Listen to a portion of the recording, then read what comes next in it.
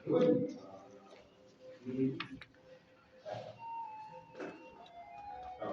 باللہ من الشیطان الرجیم بسم اللہ الرحمن الرحیم الذین ینقضون عہد اللہ من بعد میثاقہ ویقطعون ما امر اللہ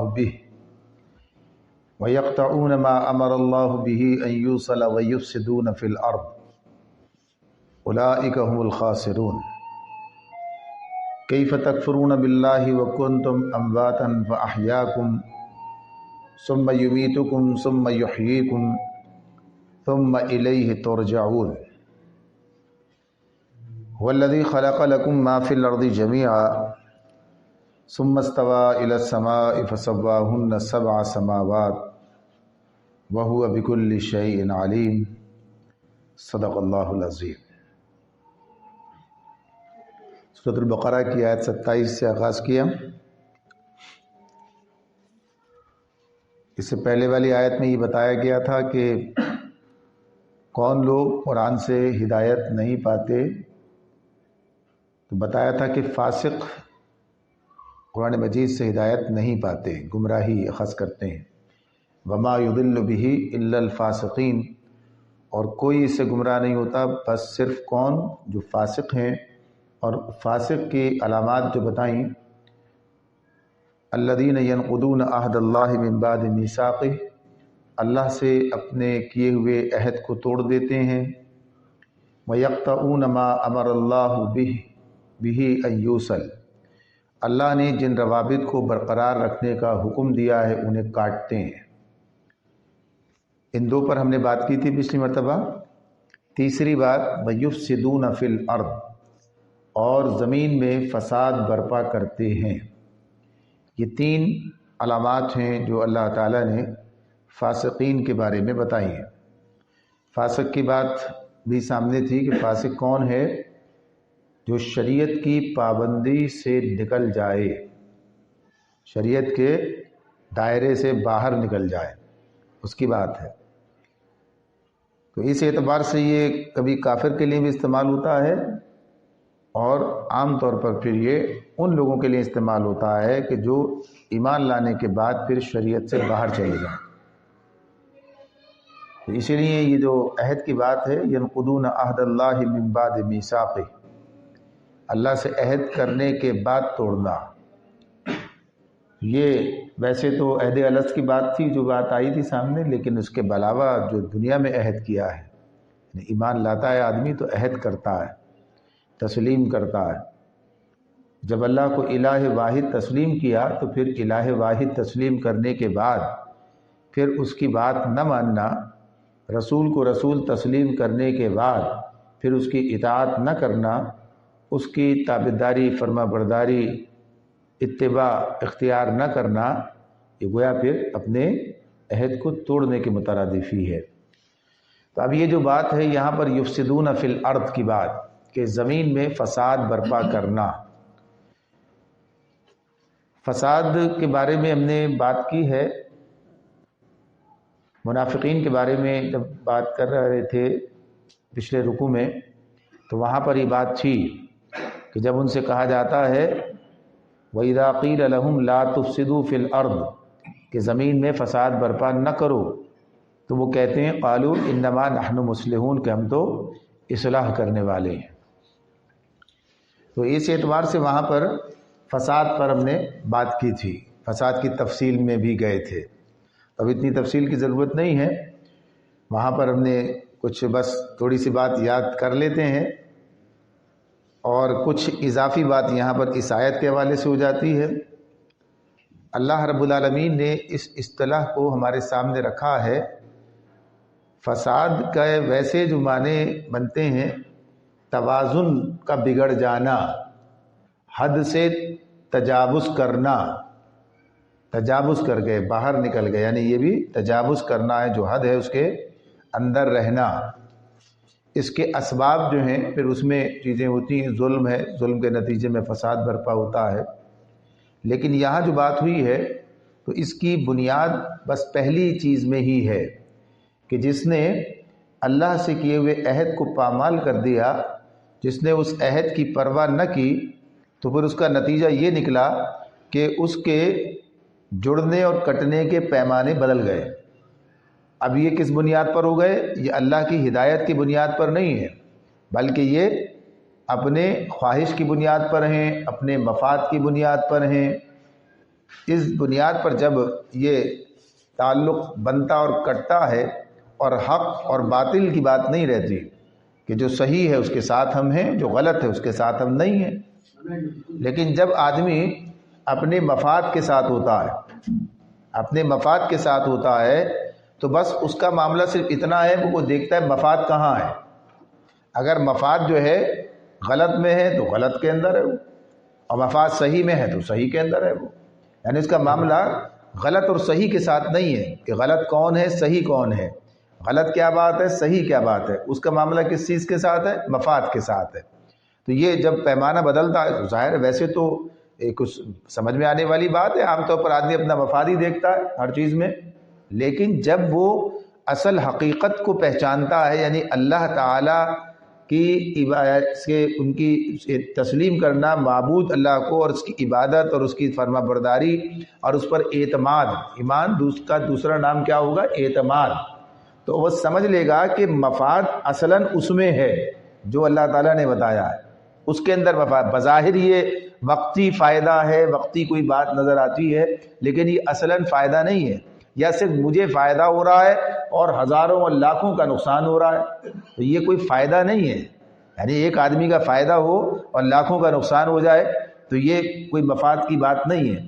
جب آدمی اس طرح سوچتا ہے یعنی اس پیمانے پر، تو ظاہر سی بات ہے کہ اس کا تصور دوسرا ہوتا ہے۔ لیکن جب وہ اس سے بے نیاز ہو جائے، جب اس کو اس کی کوئی پرواہ نہ رہے، جب وہ اللہ کے عہد کو فراموش کر چکا ہو اور صرف اپنی خواہش کی بنیاد پہ سوچتا ہو، تو پھر ظاہر سی بات ہے وہ یہ دیکھے گا میرا فائدہ کہاں ہے، اپنے مفاد پر جائے گا یا اپنی خواہش پر جائے گا، جہاں اس کی خواہش ہے اس کے مطابق وہ کام کرے گا۔ تو یہ خواہش پر کنٹرول جو ہے، یہ جو انسان کا پابندی اختیار کرنا ہے، تو یہ پابندی کب ہوگی؟ جب وہ قانون اس کے سامنے ہوگا، جب اللہ کی پکڑ کا خوف ہوگا، جب اللہ سے کیے ہوئے وعدے کی پاسداری ہوگی کہ میں نے تو وعدہ کیا ہے اللہ کے ساتھ، لہٰذا میں یہ کام کیسے کر سکتا ہوں۔ تو یہ جو چیزیں ہیں، تو اس اعتبار سے یہ اس کا نتیجہ ہے کہ پھر آدمی کا معاملہ مختلف ہوگا۔ اللہ تعالیٰ ہم سے یہ بات کہتے ہیں تعاونوا علی البر والتقوی ولا تعاونوا علی الاثم والعدوان، نیکی و بھلائی کے کاموں میں تعاون کرو، گناہ اور زیادتی کے کاموں میں تعاون نہ کرو۔ تو اب آدمی کے سامنے ایک پیمانہ کیا ہو گیا؟ نیکی کا ہو گیا، بر کا ہو گیا، تقوی کا ہو گیا۔ تو بر اور تقوی کا تعلق تو اللہ کے حکم سے ہے نا، وہیں پر ہے۔ تو اس اعتبار سے یہ جب یہ چیز ختم ہو جاتی ہے تو پھر یہ پیمانے بھی ختم ہو جاتے ہیں۔ پھر آدمی دیکھتا ہے کہ اچھا یہ تو میرا دوست ہے، یہ میرا عزیز ہے، یہ میری برادری کا ہے، اس سے مجھے یہ فائدہ پہنچے گا، اس سے مجھے یہ ملے گا۔ اب چاہے یہ فائدہ جو وقتی حاصل کرنا ہے، اس کے پیچھے جو چیزیں خرابی کی ہیں اور جو اس کے عدم توازن کی ہیں، اس کا آدمی نظر انداز کرتا ہے۔ یہ عمومی ہماری صورتحال ہے، عمومی اب انتخاب کا معاملہ سامنے آنے والا ہے، اس کی گہما گہمی ہے۔ آپ دیکھتے ہیں کتنے لوگ ایسے ہیں معاشرے میں، کتنے لوگ ایسے ہیں کہ اس بات کو یعنی اس حوالے کو دینی تناظر میں دیکھتے ہوں کہ بھائی دین کا بھی کوئی تعلق، یعنی ویسے تو ہمارا معاملہ عمومی طور پر معاشرے کا جو معاملہ ہے وہ چیزوں کو دینی تناظر میں دیکھتا ہی نہیں ہے کہ اس کا بھی کوئی دین سے تعلق ہے، یعنی وہ ہر چیز کو دنیا کے تناظر میں دیکھتا ہے، حالانکہ دین اس کے بارے میں ہمارے سامنے واضح بات رکھتا ہے، یعنی اللہ تعالیٰ بتاتا ہے، تو اس کے بارے میں بھی بتاتا ہے کہ تمہیں کیا کرنا ہے، تمہاری رائے کس کے حق میں جانی چاہیے، تمہیں اپنی ذمہ داری کیسے ادا کرنی چاہیے۔ اگر تمہارے پاس کوئی حق ہے، کوئی ذمہ داری ہے، کوئی بات ہے، چاہے تم ایک سفارش ہی کیوں نہیں کر رہے، من یشفع شفاعتا حسنۃ یکن لہ نصیب منہا، جو کوئی اچھی بات کی سفارش کرے گا اس میں سے حصہ پائے گا، ہمیں یشفع شفاعتا سیئۃ، اگر جس نے کسی بری بات کی سفارش کی تو اس میں سے پائے گا۔ تو غرض یہ تو ایک الگ موضوع اس کے حساب سے ہے، تو اس پر بات کی صفت کریں گے جب قریب آتا ہے وقت۔ لیکن یہ معاملہ اپنی جگہ پر کہ جب آدمی کا معاملہ اللہ سے ٹوٹا تو سب پھر بگاڑ ہے۔ اب اس کا نتیجہ کیا نکلے گا؟ ظاہر ہے کہ جسے نہیں ہونا چاہیے وہ ہوگا تو کیا کرے گا؟ خرابی پیدا کرے گا، فساد پیدا کرے گا، یعنی یہ معاملہ ہوگا۔ تو یہ بنیاد ہے اس چیز کی۔ ہم چاہتے ہیں فساد ختم ہو جائے، اب اس کو اسی طرح ہم دیکھ سکتے ہیں کہ فساد ہم ختم کرنا چاہتے ہیں، تو فساد ختم کرنے کے لیے ہمیں کیا کرنا ہوگا؟ ہمیں اس کے لیے جو فساد کی بنیاد ہے، جو فساد کی جڑ ہے، اسے ختم کرنا ہوگا۔ جب تک جڑ اور بنیاد ختم نہیں ہوتی کچھ بھی نہیں ہوتا۔ وقتی چیزیں ہو سکتی ہیں، وقتی چیزوں سے کام نہیں بنے گا، تو اسی لیے بیماری کی جڑ کا خاتمہ کرنا پڑتا ہے۔ بیماری کی جڑ جو ہے اس کا خاتمہ کرنا پڑتا ہے۔ ایک اچھا معالج جو ہے وہ دیکھتا ہے کہ تشخیص جو کرتا ہے کہ اس خرابی کی جڑ کہاں ہے، بنیاد کہاں ہے، اور وہاں سے وہ ٹھیک کرتا ہے تو چیزیں ٹھیک ہو جاتی ہیں۔ وقتی طور پر لیپا پوتی سے بس کام ہو جاتا ہے، لیکن اصل باقی رہتی ہے اس کی خرابی۔ تو یہ ہے بنیاد۔ معاشرے میں جب تک اللہ سے تعلق، اللہ کے سامنے حاضری کا احساس، اس کا مواخذے کا خوف اگر یہ موجود نہیں ہوگا تو کسی آپ اصلاح کی توقع نہیں کر سکتے ہیں۔ تو اسی لیے یہ بات ضروری ہے کہ یہ ایسا کیا جائے، ایسا آدمی اپنی ذمہ داری سمجھے۔ تو اب یہ دو بات کوئی نتیجے میں، پہلی بات کے نتیجے میں دوسری بات بھی ہو رہی ہے، جسے اٹھانا ہے اسے گرا رہے ہیں، جسے گرانا ہے اسے اٹھا رہے ہیں، یہی تو فساد ہے۔ یعنی آج جسے کہتے ہیں نا کہ ہر شاخ پہ الو بیٹھا ہے، انجام گلستان کیا ہوگا، تو یہ جو معاملہ ہے، ایک ہی الو کافی تھا بربادی گلشن کی خاطر۔ تو یہ جو معاملہ ہے کہ اب یہ صورتحال جب ہو، جب کیفیت یہ ہو جائے کہ نااہل جو ہیں وہ اس جگہ ہوں جہاں ذمہ داری ہے، تو پھر فساد ہوگا، خرابی ہوگی۔ غلط کو صحیح کریں، صحیح کو، تو اس بنیاد پر یہ زمین میں فساد کی جو چیزیں ہیں اس کی بنیادیں یہی ہیں کہ غلط کو صحیح اور صحیح کو غلط کیا جائے۔ جس کا جو حق نہیں ہے وہ اس کو اپنے قبضے میں کر لے۔ اور یہ آیت بھی سامنے رکھیے جو آگے اسی سورہ بقرہ میں ہمارے سامنے آ رہی ہے، اور اس بات کو اور زیادہ واضح کر دیتی ہے کہ زمین میں جو فساد ہے۔ اللہ رب العالمین فرما رہے ہیں وَمِنَ النَّاسِ مَن يُعْجِبُكَ قَوْلُهُ فِي الْحَيَاةِ الدُّنْيَا وَيُشْهِدُ اللَّهَ عَلَى مَا فِي قَلْبِهِ وَهُوَ أَلَدُّ الْخِصَامِ وَإِذَا تَوَلَّى سَعَىٰ فِي الْأَرْضِ لِيُفْسِدَ فِيهَا وَيُهْلِكَ الْحَرْثَ وَالنَّسْلَ وَاللَّهُ لَا يُحِبُّ الْفَسَادَ۔ اچھا، یہ جو بات اس میں ہے، فسادی کی بات ہو رہی ہے، تو کہا کہ لوگوں میں کوئی ایسا بھی ہے، وَمِنَ النَّاسِ، لوگوں میں کوئی ایسا ہے جس کی باتیں دنیا کی زندگی میں تمہیں بڑی بھلی معلوم ہوتی ہیں۔ مَن يُعْجِبُكَ قَوْلُهُ فِي الْحَيَاةِ الدُّنْيَا، دنیا کی زندگی میں باتوں کا جو ہے بڑا باتیں کرنے والا، گفتار کا غازی ہے، تو یہ بڑی بھلی معلوم ہوتی ہیں، یعنی باتیں اس طرح کرتا ہے، لچھے دار گفتگو ہے، بڑی ایسی باتیں ہوتی ہیں کہ آدمی سوچتا ہے کہ کون سے خواب دکھائے جا رہے ہیں۔ اور پھر ساتھ ساتھ یہ معاملہ یہ بھی کہ اسے دینی ٹچ بھی ملتا ہے، یعنی اس کا معاملہ کیا ہے، وَيُشْهِدُ اللَّهَ عَلَى مَا فِي قَلْبِهِ، اور اللہ کو گواہ ٹھہراتا ہے اس بات پر جو کچھ اس کے دل میں، یعنی وہ اللہ کو گواہ بھی بناتا ہے اپنی بات پر، اللہ گواہ، یعنی اللہ کو بیچ میں لایا۔ تو ظاہر سی بات ہے، اس کا مطلب کیا ہوتا ہے کہ آدمی اس معاملے میں اللہ کو لا کر، جب جہاں اللہ کو بیچ میں لایا جائے تو مطلب کیا ہوگا، سچائی، حقیقت، واقعہ۔ تو یعنی یہ کام بھی کرتا ہے، وَيُشْهِدُ اللَّهَ عَلَى مَا فِي قَلْبِهِ، کہ اللہ کو بھی گواہ ٹھہراتا ہے اپنی بات پر جو اس کے دل میں ہے۔ لیکن اللہ تعالیٰ کیا فرما رہے ہیں، وَهُوَ أَلَدُّ الْخِصَامِ، وہ بدترین دشمن حق ہوتا ہے۔ خصام جو ہے جھڑاکو، جھگڑالو، یعنی ایک ایسا شخص جو حق کے خلاف بدترین دشمن حق۔ مولانا نے اس کا یہ ترجمہ کیا الد الخصام کا، الد اور خصام دونوں، تو یہ جو ہے بدترین دشمن حق ہوتا ہے۔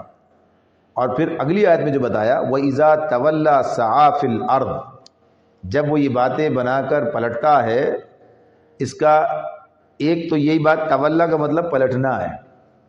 اب یہ پلٹتا ہے کیسے، باتیں بنا کے پلٹتا ہے، لیکن آگے جو بات ہو رہی ہے سعیٰ فی الارض، زمین میں اس کی سعی و جہد جو ہے وہ کیا ہے، تو اس کا مطلب یہ ہوتا ہے، یہ بھی اس کے تناظر میں، کہ جو مقصد تھا جب اسے اقتدار حاصل ہو گیا، یہ باتیں اسی لیے تھی کہ لوگ جو ہیں اس کے قابو میں آئے، تو اب اس کی جو سعی و جہد ہے، ایک ایسا آدمی اس کے پاس کوئی اختیار ہی نہیں، اس کی کیا سعی جہد ہے، وہ تو محدود ہوگی، اس کی سعی جہد ہوگی لیکن محدود ہوگی، اپنے گھر میں کر لے گا، اپنے محلے میں کر لے گا، زیادہ سے زیادہ 4 آدمی جہاں تک اس کا بس میں، ورنہ ٹھیک کر دیا جائے گا اسے۔ معاملہ تو اسی طرح محدود اس کی کیفیت ہوگی، لیکن جب اختیار ہو جائے تو پھر جتنا بڑا اختیار اتنی بڑی حدود۔ تو کیا کہا وَإِذَا تَوَلَّى سَعَى فِي الْأَرْضِ لِيُفْسِدَ فِيهَا. پھر جب اسے اقتدار حاصل ہو جاتا ہے تو اس کی ساری سیوجود کس راستے میں ہوتی ہے کہ زمین میں فساد برپا کرے. زمین فساد برپا کرے.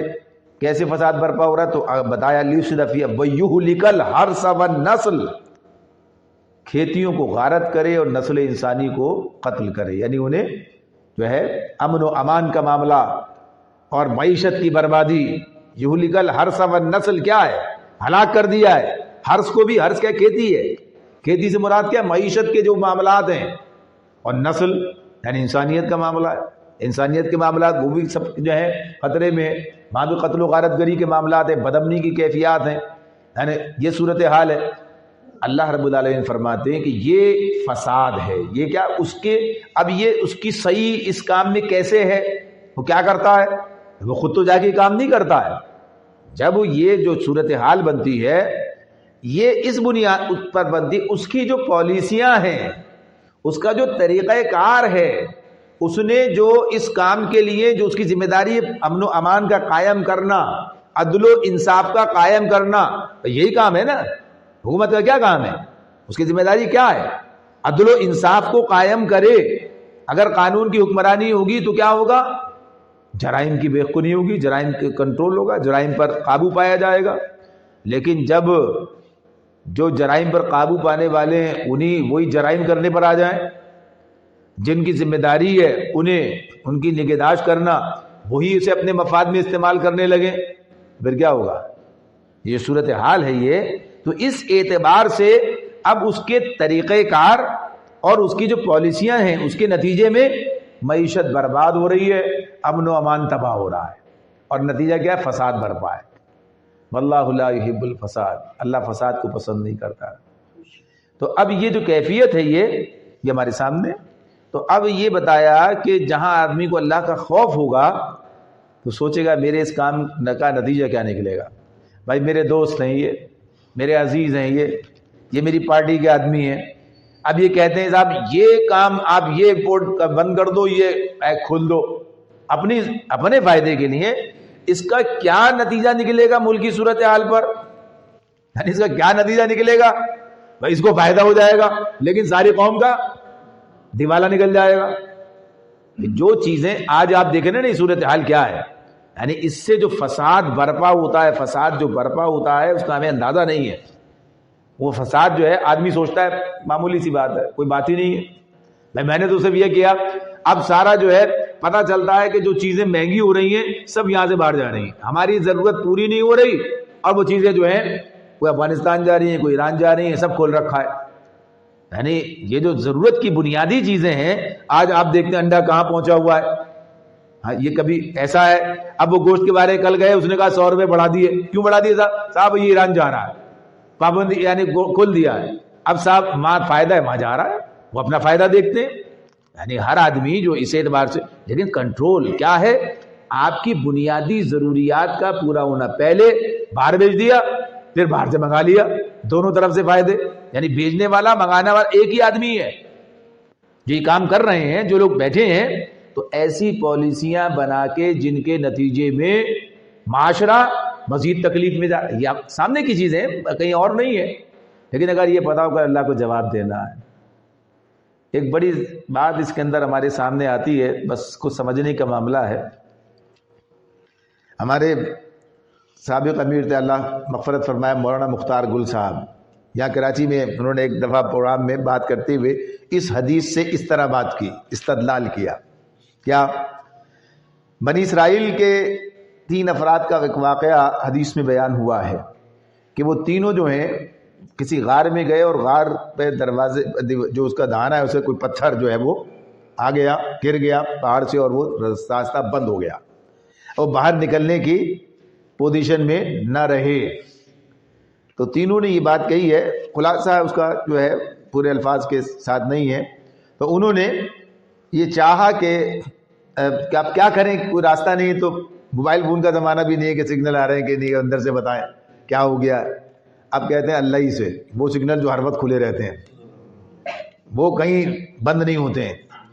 تو کہا کہ اب ہر آدمی اپنے کسی ایسے عمل کا اللہ کو حوالہ دے کر جب اس نے خالص اللہ کی رضا کے لیے کیا ہے اور اس کے حوالے سے اللہ سے دعا کرے اللہ اس مصیبت سے نجات دے دے، تو انہوں نے اپنے اپنے عمل کا کیا ہے کہا۔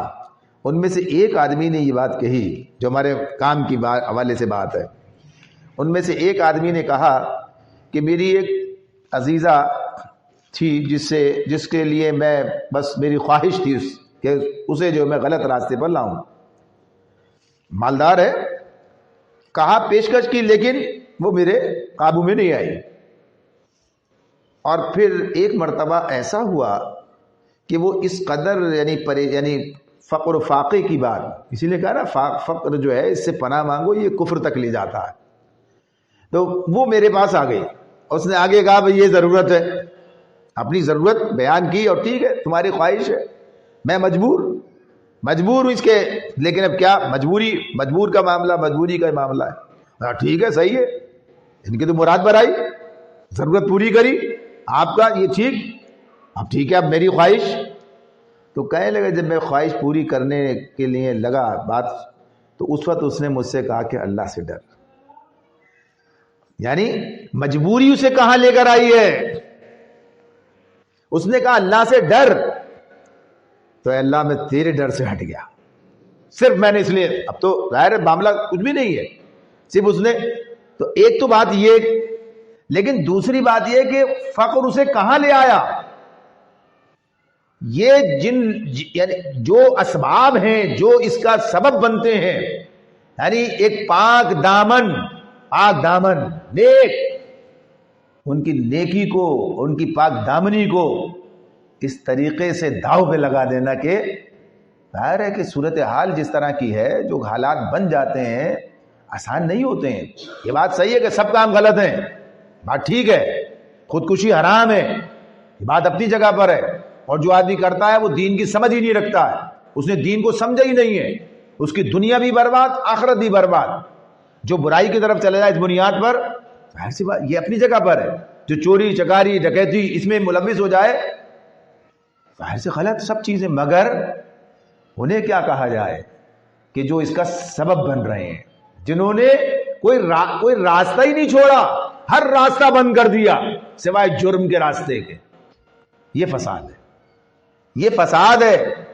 اس فساد کا ظاہر ہے کہ اسباب ہے نا، خود بخود تو نہیں ہے کہ اسباب یہ جو فساد پیدا ہو گیا ہے، یعنی لوگوں کے لیے جسم و جان کا رشتہ برقرار رکھنا ایک چیلنج بن گیا۔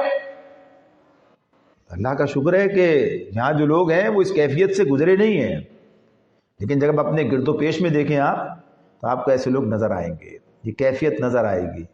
کچھ لوگ تو ہاتھ پھیلا لیتے ہیں، کچھ لوگوں کی ہمت اور جرت نہیں ہوتی ہے، یعنی تو یہ کیا، یہ فساد کا نتیجہ۔ تو اسی لیے اللہ تعالیٰ ان باتوں کو جو کہا ہے یہ ان کی اہمیت ہے، یعنی کتنا اس بارے میں کہا وَلَا يَحُضُّ عَلَىٰ طَعَامِ الْمِسْكِينِ، یہ مسکین کو کھانا کھلانے کی ترغیب نہیں دیتا، یعنی ضرورت بنیادی، تو فساد پیدا ہوتا ہے۔ فساد جو لوگ اس فساد کا سبب بنتے ہیں، جو فساد پیدا کرنے والے ہوتے ہیں، جو مفسدین ہوتے ہیں، ان کا معاملہ اللہ بیان کر رہا ہے کہ یہ ہیں، یہ فاسق کی تعریف ہے۔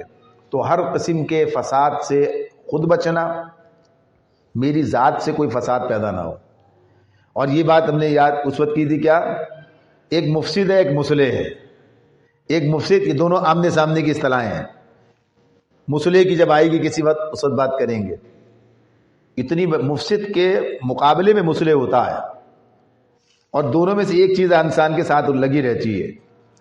اس کی بات اتنی بڑی ہے، اللہ تعالیٰ کہتے ہیں سورہ ہود میں وَمَا كَانَ رَبُّكَ لِيُهْلِكَ الْقُرَىٰ بِظُلْمٍ وَأَهْلُهَا مُصْلِحُونَ، تمہارا رب ایسا نہیں ہے کہ ظلم کے ساتھ بستیوں کو ہلاک کر دے جبکہ اس میں اصلاح کرنے والے موجود ہوں۔ مصلحون کی اتنی اہمیت ہے، یعنی ان کی بنیاد پر عذاب ٹلا رہتا ہے، لیکن جب مصلحین ختم ہو جائیں یا محدود ہو جائیں یا غیر مؤثر بنا دیے جائیں تو پھر اللہ کے عذاب تلا ہے، یہ کیفیت ہے۔ تو بہرحال یہ جو بات ہے کہ اس میں فساد کی، تو ہمیں طے کرنا ہے مفسد یا مصلح، مصلح بننا ہے، مفسد نہیں بننا ہے، مصلح بننا ہے، اصلاح کا کام کرنا ہے۔ اور یہ بھی یہاں پر بات رہے سامنے، ایک درمیان کی چیز اور ہوتی ہے اور وہ نقاد ہوتا ہے. یعنی ایک مفسد ہے، ایک نقاد ہے، ایک مصلح ہے. نقاد کیا صرف تنقید کرتا ہے، نقاد باتیں کر رہے ہیں نا ہم لوگ، تنقید کر رہے ہیں معاشرے پر، اس کے لیے کچھ کام بھی کیا. یہ کام ہے لوگوں کے ذہن بدلنا، لوگوں کو سمجھانا، لوگوں کو اللہ کا خوف دلانا، انہیں یہ بتانا نہ خود کرنا اور دوسروں کو اس طرح متوجہ کرنا، ایسی اجتماعیت قائم کرنا جس کے نتیجے میں فساد کا راستہ روکا جا سکے منظم جد و جہد کے ذریعے. یعنی کام کرنا مصلح. اور اگر کچھ بھی نہیں کرتے، خالی بس باتیں کرتے ہیں، تنقید تنقید تنقید صبح سے لے کے رات تک جو ہے، اور وہ اس خارج میں اپنی ذمہ داری کیا ہے اس کا کوئی پتہ نہیں. تو یہ نقاد نہیں بننا ہے. تنقید صرف اتنی ضروری ہے جب اصلاح کا معاملہ ہو. تو اس اعتبار سے تو یہ بات اس میں ہمارے سامنے اللہ نے کی. تو بہرحال بات تو یہاں پر فاسق کی تعریف، اس کی علامتوں کی ہو رہی ہے. تو تیسری اور آخری کیا بتائی کہ زمین فساد برپا کرتے ہیں. اور پھر اس کے بعد جو بات کہی اللہ تعالیٰ نے، اولئک هم الخاسرون. کیا کہا اللہ تعالیٰ نے؟ وَيُفْسِدُونَ فِي الْأَرْضِ، زمین فساد برپا کرتے ہیں. پھر اولئک هم الخاسرون، یہی لوگ ہیں، یہی لوگ ہیں. کون سے؟ فاسق. یہ تین جو ان کی یہ کارکردگی ہے، یہ کوالٹیز ہیں ان کی. تو ان کے بارے میں کیا کہا؟ اولئک، یہی وہ لوگ ہیں، وہ پھر دوبارہ یہی لوگ، یہ وہ الخاسرون جو کہ خسارہ پانے والے ہیں. یہی لوگ خسارے میں رہنے والے ہیں، خاسرون. ابھی تو ہم بات کر رہے تھے کہ مفاد کے لیے آدمی کرتا ہے، اللہ تعالیٰ کہہ رہے ہیں خسارہ پانے والے. تو یہ بھی اپنی جگہ ایک بات ہے، یہ بھی اپنی جگہ ایک بات ہے کہ انسان کو اس بات کا اندازہ ہو، احساس ہو. اب یہاں پھر ایک اصطلاح آ گئی. یہ قرآن کی میں جو یہ چیزیں اصطلاحات ہمارے سامنے آتی ہیں، یہ سب اپنی جگہ پر بڑی اہم ہیں. یعنی اب جیسے فساد اور اصلاح کی بات ہو گئی، آدمی فساد برپا کرتا ہے، کہتا ہے میں اصلاح مصلح ہوں. ایسی خسارے کی بات ہے. آدمی سمجھتا ہے کہ میرا فائدہ، حالانکہ خسارہ ہے. حالانکہ تو خسارے کے مقابلے میں کیا ہے؟ مفسد کے مقابلے مصلح تھا، خسارے کے مقابلے میں فلاح اور خسارہ آمنے سامنے. یہ دو چیزیں رکھی جائے. اللہ تعالیٰ رکھتا ہے نا، کہا تھا دونوں راستے دکھائے، وَهَدَيْنَاهُ النَّجْدَيْنِ، دونوں راستے، یہ خسارے کا، یہ فلاح کا ہے. تو فلاح بتائیے نا، قَدْ أَفْلَحَ الْمُؤْمِنُونَ، فلاح پائیے مومنوں نے. یعنی مفلحون پیچھے پڑھ کے آئے ہم، یاد ہوگا آپ کو، وَأُولَٰئِكَ هُمُ الْمُفْلِحُونَ پڑھا تھا نا وہاں پر، خسارہ نہیں پڑھا تھا، فلاح پڑھی تھی. تو اس کے حوالے سے شاید کو خسارے کی بات ہوئی ہو. جب وہ تھی وہاں پر سورہ بقرہ کے پہلی 5 آیات میں، جب وہاں پر وَبِالْآخِرَةِ هُمْ يُوقِنُونَ اولئک علی ھدی من ربہم واولئک ھم المفلحون، یہی ہدایت پر اور یہی فلاح پانے والے ہیں. تو اب یہ بات یہاں پر ہو رہی خسارے کی. اب فلاح کے مد مقابل خسارہ ہے. خسارہ ہے. خسارہ ویسے کسے کہتے ہیں؟ نقصان ہے. یعنی کیسا نقصان ہے آدمی کا؟ نفع کے بجائے نقصان. بعض لوگ تو ایسا ہوتا ہے نا کہ مطلوبہ فائدہ نہیں ہوا تو کہتے ہیں نقصان ہو گیا، اتنا فائدہ ہونا تھا، اتنا نہیں ہوا، اتنا ہوا تو نقصان ہے. ایسا والا نہیں ہے. یہ وہ نقصان ہے جو نفع کے بجائے نقصان ہو گیا، نفع کے بجائے نقصان ہو گیا. اور ایسا نقصان ہو گیا جس میں اصل سرمایہ ضائع ہو گیا. اور جب اصل سرمایہ ضائع ہو جائے تو ہمارے یہاں دوسرا لفظ استعمال ہوتا ہے، دیوالا نکل گیا. دیوالا نکل، جب دیوالا نکل جاتا ہے پھر آدمی کسی بس ختم. اب یہ جو ہے دیوالیہ ہو گیا، اب ختم ہو گیا معاملہ، یعنی اب اس کا معاملہ کچھ نہیں ہے. تو آخرت میں جب آدمی خسارے میں جائے گا تو دیوالا نکل گیا ہے.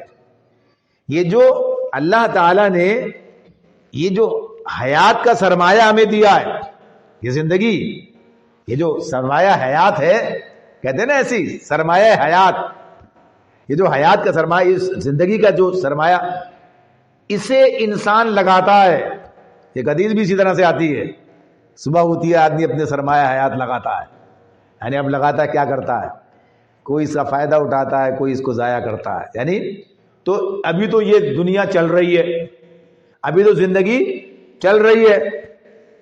آج کا سرمایہ آج نکل گیا، آج سے، آج کا تو آج ہاتھ سے نکل گیا. دیکھیے یہ ایک ایسا معاملہ ہے کہ یعنی سمجھ میں سب آتا ہے انسان کی، اس کا کوئی متبادل ہے ہی نہیں. اس کا جو لمحہ نکل گیا ہاتھ سے، وہ ہاتھ سے نکل گیا. اب اگر آدمی اگلے لمحے اس ضائع ہو جانے والے لمحے کی تلافی کرنا چاہتا ہے، یا گناہ ہوا ہے اس کی تلافی کر رہا ہے، توبہ کر رہا ہے، تو وہ اگلے لمحے کا عمل ہے، اس لمحے کا عمل نہیں ہے. اس لمحے کا عمل نہیں ہے. یہ لمحہ تو گیا، یہ جب معاملہ ہے یہ تو وہ تو اگلے لمحے کا عمل ہے. یہ وہی بات ہے. اس کو سمجھنے کے لیے اس حدیث کو جس میں نبی صلی اللہ علیہ وسلم نے فرمایا، جس نے رمضان کا ایک روزہ جان بوجھ کے چھوڑ دیا، جان بوجھ کے چھوڑ دیا، وہ زندگی بھر روزے رکھے، اس کا متبادل تلافی نہیں ہے. رمضان وہ تو گزر گیا، اب اگلا رمضان تو اگلا ہے، اب تو اگلے ہیں. رمضان کے روزے کی جو تو اب تو وہ زندگی سے نکل چکا وہ لمحہ. تو انسان یہ جو خسارہ ہے، یہ الگ بات ہے کہ یہ خسارہ جو اگر انسان تلافی کر کا اللہ نے موقع دے رکھا ہے تو بہرحال ایک تلافی اس اعتبار سے تو ہو جاتی ہے، پکڑ نہیں ہے، لیکن جو ضائع ہوا وہ تو ضائع ہوا ہے. تو بہرحال جب یہ سرمایہ حیات مکمل طور پر ضائع ہو جائے پھر کیا ہوگا؟ جب یہ سرمایہ حیات مکمل طور پر ضائع ہو جائے تو اصل خسارے میں تو وہی ہوا. اصل خسارے میں وہی ہوا کہ جس کا سرمایہ حیات مکمل طور پر ختم ہو جائے، ضائع ہو جائے. اللہ تعالیٰ یہ بات کہتے ہیں کہ اصل خسارے میں کون ہے؟ جنہوں نے اپنے آپ کو اور اپنے اہل و عیال کو آخرت کے دن خسارے میں ڈال دیا. اس کے لیے کہا الا ذالک هو الخسران المبین، یہ کھلا خسارہ ہے، خسران المبین. آخرت میں اپنے آپ کو بھی ڈالا، اپنے اہل و عیال کو بھی ڈالا. یعنی یہ جو کیفیت ہے، یہ تو ظاہر سی بات ہے کہ خسارہ کیسے ہوگا وہاں، یہ سب ہمیں معلوم ہے، ایسا نہیں کہ نہیں معلوم ہے. وہاں تو جو چیز سرمایہ حیات لگاؤ اور وہ کام، وہ نتیجہ نکلے کہ اس کے بدلے میں جنت ملے. یہ سرمایہ جو ہمیں اس وقت حاصل ہے، اس سرمایہ کو استعمال کر کے ہم اللہ کی رضا، اس کی جنت حاصل کریں گے. یہ اس سرمایہ کا متبادل ہے. سورۃ العصر ہے نا، یہ کتنی زبردست سورت ہے. والعصر، زمانے کی قسم، ان الانسان لفی خسر، بے شک انسان خسارے میں. یہاں تو یہ ان خسارے اس کی بات کی ہے، یہ صفات کے حساب سے ہو رہی ہے، لیکن خسارہ کا معاملہ تو ہر آدمی کے ساتھ لگا ہے. خسارے کا خطرہ پھر بتا دیا کون لوگ بچیں گے. الا الذین آمنوا وعملوا الصالحات وتواصوا بالحق وتواصوا بالصبر. یہ چار نکاتی فارمولا لاہ عمل یہ خسارے سے بچائے گا، یہ بتایا ہے. اس کی تفصیل اپنی جگہ ہے، لیکن بات یہی ہے کہ یہ جو ہاتھ سے نکلا جا رہا ہے، جو معاملہ ہے، دیکھ کوئی روک تو سکتا نہیں ہے. گزرتے ہوئے وقت کو روکنا یہ کسی کے بس میں نہیں ہے. اصل چیز کیا ہے؟ اصل چیز یہ اس کا متبادل حاصل ہو جائے. اس کا جو جا رہا ہے اس کا متبادل مجھے ملے. یہ میں اسے روک نہیں سکتا، لیکن اس کا میں متبادل جو ہے حاصل کر سکتا ہوں. میں اس کا استعمال کر سکتا ہوں، میں اس وقت کو صحیح جگہ پر لگا سکتا ہوں. یہ سرمایہ ایسا ہے جو گل رہا ہے. تو یہ تو اس کی بات ہو گئی.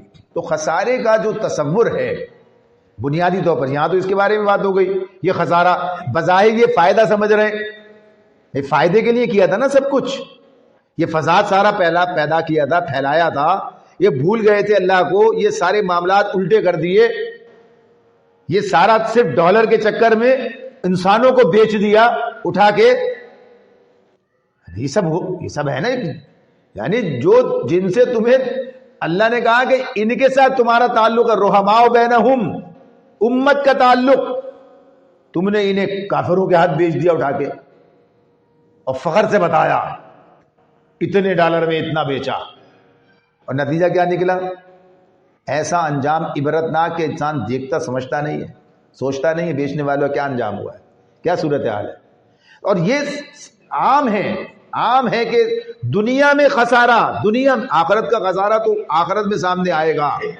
دنیا میں کیا ہوا ان کے ساتھ؟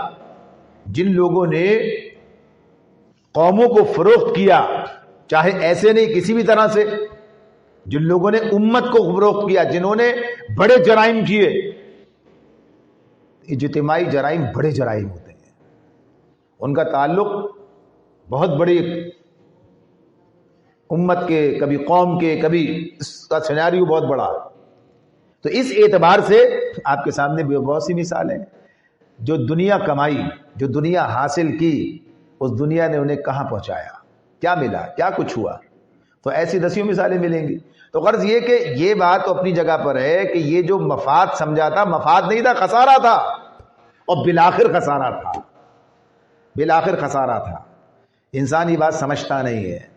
ایک عادل معاشرہ، ایک پرامن معاشرہ، ایک بہترین معاشرہ، نیک معاشرہ اپنے سارے رہنے والوں کو فائدہ پہنچاتا ہے. اور ایک جب خراب معاشرہ ہے، چاہے وہ خرابی پیدا کرنے والا ہو تو وہ بھی بچتا نہیں ہے، کبھی نہ کبھی اس خرابی کا شکار وہ بھی ہوتا ہے. یعنی کوئی نہ کوئی صورت تو بنی رہی ہوتی ہے. متعفن معاشرہ جو ہے، جو تعفن ہے، یہ اس سے بچے گا نہیں. یہ اس کی اولادیں، اس کے گرد و پیش. تو آدمی کو یہ بھی سمجھنا چاہیے. ہمیں تو خیر اس لیے کام کرنا ہے کہ اللہ نے ہمیں کہا اصلاح کا کام کرنا ہے، اللہ نے ہمیں کہا ایک بہترین معاشرے کی تعمیر کرنی ہے. اللہ تعالیٰ نے ہم سے یہ بات، پابندیاں ہم پر عائد کی ہیں، اور اصل فلاح کے لیے. اصل فلاح جو ہمارے سامنے ہے، تو دنیا میں بھی انسانیت کی فلاح کس چیز میں ہے؟ اگر وہ ادھر آ جائے، انسانیت کی فلاح اسی بات کے اندر ہے. اور انسانیت کا وہ فساد ہے، وہ بھی اس سے الٹ راستے کے اندر ہے. تو یہ بتا دیا اللہ تعالیٰ نے. تو دنیا اور آخرت، یہ دونوں چیزیں ہمیں تو خاص طور پر، ہم تو مسلمان ہیں، ہمارا معاملہ تو بالکل واضح ہے. تو ہمیں اب دو چیزیں آ گئی آج ہمارے سامنے. نمبر ایک، مجھے ذاتی طور پر بھی یہ دیکھنا ہے کہ میرا شمار مفسد میں ہوگا کہ مصلح میں ہوگا. میں اصلاح پر، معاشرے کی اصلاح کا کام کر رہا ہوں، میں مصلح ہوں یا میں مفسد ہوں، میں فساد پھیلا رہا ہوں. معاشرے کے اندر فساد، اور فساد کی جتنی شکلیں ہو سکتی ہیں. تو یہ بات سوچنی ہے. دوسری بات کیا ہے؟ خسارے کا سودا ہو رہا ہے یا فلاح کا معاملہ ہے؟ کس راستے پہ، خسارے کے یا فلاح کے؟ تو فلاح کیا ہے؟ کامیابی ہے. اور یہ فلاح کب حاصل ہوتی ہے؟ جب آدمی کامیابی کے راستے پر چلتا ہے. اور کامیابی کا راستہ کون سا ہے؟ جو اللہ تعالیٰ نے ہمیں بتایا ہے. کامیابی کا راستہ اسلام کا راستہ ہے. کامیابی کا راستہ نبی کرم صلی اللہ علیہ وسلم کی پیروی کا راستہ ہے. آپ کی پیروی کریں، اس راستے پہ چلیں، اس مقصد کو اپنا مقصد بنائیں، اس مشن کو اپنا مشن بنائیں جو نبی اکرم صلی اللہ علیہ وسلم کا تھا. تو نتیجہ کیا نکلے گا؟ فلاح انشاءاللہ، دنیا میں، آخرت میں. اگر دنیا میں نہ بھی بنائے، یعنی معاشرہ نہ بدلا، اگر معاشرہ نہ بدلا تو وہ اپنی ذات میں مطمئن ہے. اپنی ذات کے اعتبار سے اس لیے کہ جو آدمی نیکی کے راستے پہ چلتا ہے تو نیکی خود ایک قوت ہے، نیکی خود ایک رحمت ہے، نیکی خود اپنا ایک تناظر رکھتی ہے، اپنی ایک کیفیت رکھتی ہے. نیکی کا بھی نشہ ہوتا ہے. نشہ کس چیز کا نام ہوتا ہے؟ بھئی لذت ہے نا. لذت جب وہ بڑھ جائے، اس کہ جب آدمی اس کے لیے جو ہے بے چین، مضطرب، تو نشہ ہو جاتا ہے. روٹی کا بھی نشہ ہی ہوتا ہے. تو بہرحال وہ جا کے پھر کوئی ایسا بھی ہو جاتا ہے. تو نیکی کی لذت بھی اپنی جگہ ایک لذت ہے.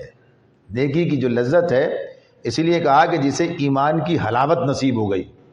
ایمان کی حلاوت، حلاوت حلوے سے، حلون مٹھائی، یعنی اس کی لذت، اس کی چاشنی. تو یہ لذیذ ہے، یہ مشکل نہیں ہے. یہ شرط یہ کہ آدمی اس چیز کو سمجھ جائے، قرآن کے اندر اتر جائے، نبی کرم صلی اللہ علیہ وسلم کے ساتھ مضبوط تعلق قائم کر لے. مفسد بن کے نہیں، مصلح بن کر زندگی بسر کرے. فساد کے نہیں، اصلاح کے راستے پہ چلے. خسارے کا نہیں، فلاح کا سودا کرے. اور جتنی آیات ملیں گی فلاح کے حوالے سے سب کو اپنے سامنے رکھے تو انشاءاللہ تعالی معاملات بہتر ہوں گے. اللہ تعالیٰ میں سمجھنے اور عمل کرنے کی توفیق عطا فرمائے.